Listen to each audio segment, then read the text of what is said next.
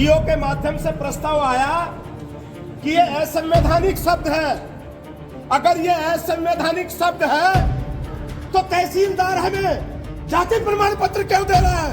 कल अगर ये अपना प्रस्ताव को वापस नहीं लेते तो तहसीलदार के खिलाफ जो जाति प्रमाण पत्र जारी कर रहा है मैं मुकदमा लिखवाऊंगा। अगर ये शब्द असंवैधानिक है तो विधानसभा में मेरे नाम के आगे चमार कैसे लिखा गया? कैसे? मुख्यमंत्री की घोषणा थी कि खालसा बस्ती को नगर पालिका में मिलाया जाए, लेकिन यहाँ के नेताओं ने, तत्कालीन विधायक काजी मोहद्दीन साहब ने, यहाँ के नगर पालिका के चेयरमैन ने, वो प्रस्ताव क्यों स्वीकार नहीं हुआ आज तक? मंगलौर नगर पालिका की बोर्ड बैठक में मंगलौर कस्बे के चमारान खालसा का नाम बदले जाने से राजनीति गर्मा गई है।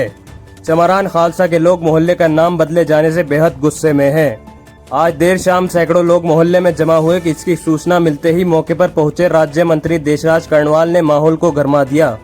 उन्होंने साफ साफ कहा कि जब जाति प्रमाण पत्र में चमार शब्द का प्रयोग होता है और विधानसभा में उनके द्वारा चमार साहब का प्रस्ताव पास हो चुका है तो ऐसे में चमारान खालसा का नाम बदला जाना किसी भी तरह से ठीक नहीं है।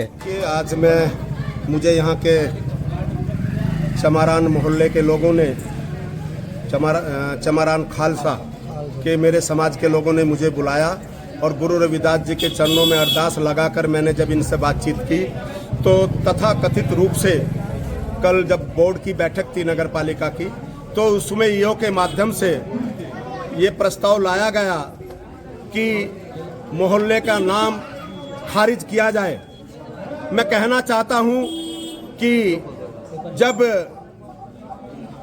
गुरु रविदास जी ने कहा कि कह रविदास खलास हमारा सो हम शहरी सो मीत हमारा, और उन्होंने तो यहाँ तक कह दिया कि चर्म मांस रक्त का तन बना आकार, आंख पसारे देख लो सारा जगत चमार।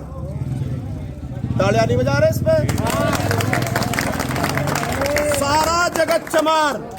चमार शब्द ये स्वाभिमान का प्रतीक है और आज जिस प्रकार किसी राजनीतिक दलों के इशारों पर, राजनीतिक दल के इशारे पर ईओ ने ये गलत कार्य किया है।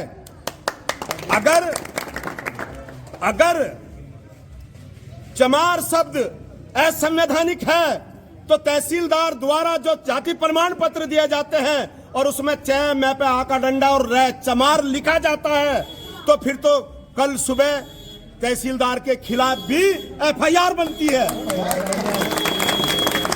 मैं खुद मेरे नाम के आगे विधानसभा में मेरे नाम के आगे चमार लगाया गया तो क्या वो संवैधानिक नहीं है?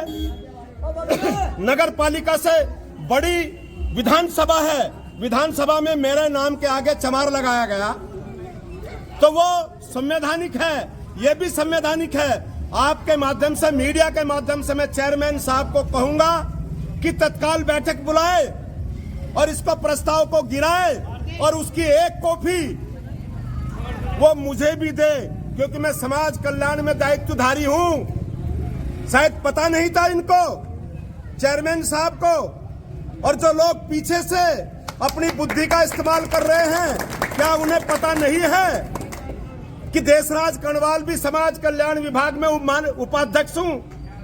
ये कोई भी कुठाराघात अपने समाज के ऊपर, उनके मान सम्मान स्वाभिमान के साथ मैं नहीं होने दूंगा।